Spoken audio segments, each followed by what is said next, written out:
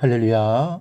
사랑하는 대강의 가족 여러분, 오늘 하루도 하나님의 말씀과 동행하는 삶이 되길 소망합니다. 오늘 함께 나눌 하나님의 말씀은 데살로니가전서 5장 19절에서 22절 말씀입니다. 예언을 멸시하지 말고 범사에 헤아려 좋은 것을 취하고 악은 어떤 모양이라도 버리라. 아멘. 이 성령이 충만하게 임하고 은혜의 역사가 드러나면 반드시 동행하는 것이 있습니다. 바로 은사입니다. 물론 이 은사의 종류는 너무나도 다양하고 역할 또한 다릅니다. 오늘 본문에서는 사도 바울이 데살로니가 교회를 향하여 예언을 멸시치 말라고 당부하고 있습니다. 구약시대에 하나님께서는 선지자를 통해 미래에 대한 예언을 많이 하셨습니다. 그러나 본문에서 말하는 예언은 그런 것과는 개념이 다릅니다. 이 초대교회에는 선지자로 불리는 사람들이 있었습니다. 그 선지자들은 바울 앞에서도 예언하기도 했습니다. 예언이라는 것은 미래에 성취되어질 사건에 대하여 언급한 하나님의 말씀을 의미합니다. 구약성서에 나타난 예언서의 내용들은 장차 예수님이 오셔서 세상을 구원하실 사건에 대한 내용이 예언되어 있고, 신약시대에 와서는 사도들을 통해서 말씀하시는 모든 말씀들을 예언이라고 하기도 합니다. 하나님의 말씀을 가지고 설교하는 그 자체도 예언이라고 합니다. 이 고린도전서 14장 1절에 사랑을 추구하며 신령한 것을 사모하되 특별히 예언을 하려고 하라라고 했는데, 여기서 예언이라는 말은 앞날에 대한 예언이 아니라 성경을 가지고 강론하는 것을 의미합니다. 그러므로 예언을 멸시하지 말며라는 말씀은 구약의 예언이라든지 시대에 따라 증거한 하나님의 말씀이라든지 주의 종들의 설교에 대하여 멸시하지 말라는 말씀인 줄로 우리는 믿어야 합니다.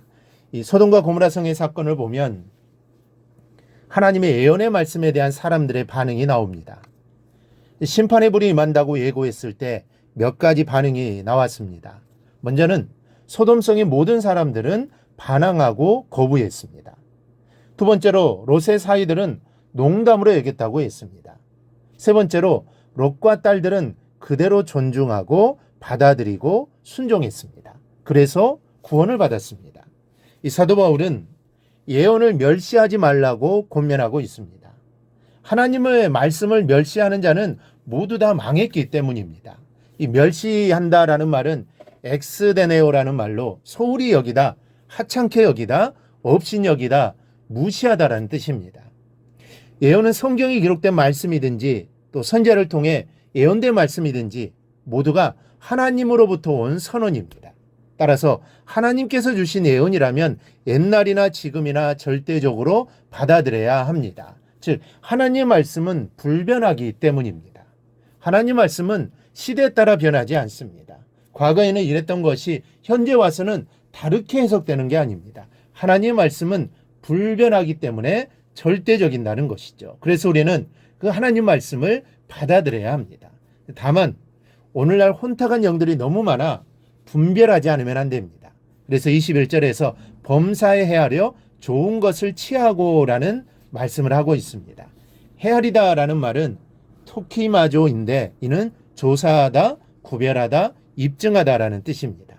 즉 이 예언이 하나님의 말씀인지 아니면 어두운 영으로부터 온 것인지 분별하고 구별해야 합니다. 그리고 악은 어떤 모양이로도 버리라고 했습니다.